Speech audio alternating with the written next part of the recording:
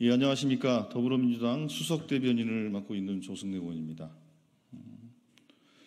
먼저 여야 의정협의체 구성과 관련된 말씀과 김건희 여사의 공천 개입 의혹과 관련된 말씀, 이 두 가지 말씀을 드리도록 하겠습니다.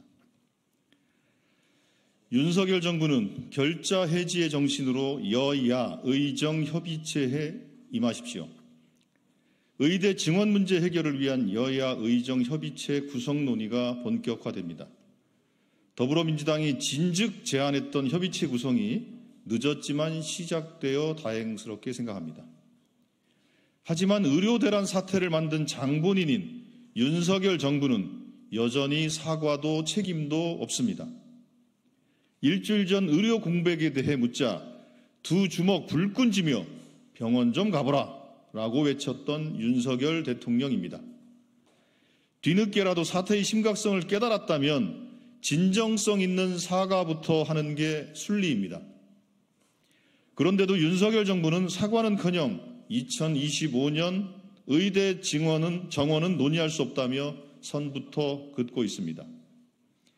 추석 밥상 민심이 무서워 협의체에 참여하며 면피만 하려는 것입니까? 윤석열 정부는 대체 언제까지 의료 대란을 부정하며 땜질식 처방만 남발할 셈인지 답하십시오. 더욱이 응급실 공백을 때우려 군의관들을 응급실에 파견하고 응급실 근무를 거부하면 징계 조치를 하겠다고 겁박하다니 황당무계합니다. 겁박하고 윽박 지른다고 의료 대란이 해결됩니까? 더 이상 지체할 시간이 없습니다. 대통령실과 정부는 공백을 넘어 붕괴로 가고 있는 의료 대란의 심각성을 인정하십시오. 국민의 생명과 안전이 우선입니다. 국민께서 추석 연휴를 앞두고 아프지 말라, 다치지 말라는 간절한 안부를 전하는 게 나라입니까? 윤석열 대통령은 의료 대란을 일으킨 데 대해 사과하고 책임자를 문책하십시오. 정부가 만든 혼란을 수습하기 위해 시작되는 협의체인데 정작 정부는 강 건너 불구경만 하고 있습니다. 적절한 대화 주체들을 논의 테이블에 불러앉히고 협의체를 내실 있게 구성하는 것 또한 정부 여당의 몫이자 능력입니다. 윤석열 정부는 이제라도 결자 해지의 정신으로 여야 의정협의체에 진정성을 갖고 임하십시오. 예, 다음입니다. 지난 총선은 한동훈 공천이었습니까? 김건희 공천이었습니까? 한동훈 대표가 진실을 밝혀야 합니다. 김건희 여사의 공천 개입 의혹이 일파만파입니다. 국민은 이 나라에 여사의 손길이 미치지 않은 곳이 있기는 한지 묻고 계십니다. 당시 공천의 최종 책임자였던 한동훈 대표가 직접 답할 차례입니다. 공천 개입 의혹이 불거진 게 벌써 지난주인데 대통령실과 여당은 궁색한 변명만 내놓고 침묵하고 있습니다. 결과적으로 당사자가 공천을 받지 못했다는 설명은 오히려 의혹에 대한 시인에 가깝습니다.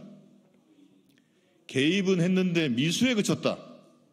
혹은 그분께서 허위로 공천 장사를 했다는 실토에 불과합니다. 이제 한동훈 대표가 진실을 밝히십시오. 한동훈 대표는 당시 국민의힘 비대위원장으로 총선을 진두지휘했던 총책임자입니다. 당연히 공천의 최종 책임자이기도 합니다. 당시 어떤 후보자가 마리 앙뚜아네트 발언으로 용산의 영린을 건드렸다 낙마한 사건도 그 유명한 여사 시리즈입니까? 결국 한동훈 표 공천의 실상은 김건희 표 공천이었던 것 아닙니까? 한동훈 대표에게 공당의 대표로서 진실을 밝힐 의지만 있다면 얼마든지 답할 수 있는 영역입니다. 관련자들의 증언에 따르면 사건의 물증도 남아있다고 합니다. 당시 총선을 지휘했던 한 대표가 공천 개입을 몰랐다는 것도 말이 안 됩니다. 한동훈 대표가 더 늦기 전에 진실을 밝히십시오. 한 대표가 계속 진실을 외면한다면 자신도 공천 개입의 공범임을 자인한 것임을 경고합니다. 예, 이상입니다. 감사합니다.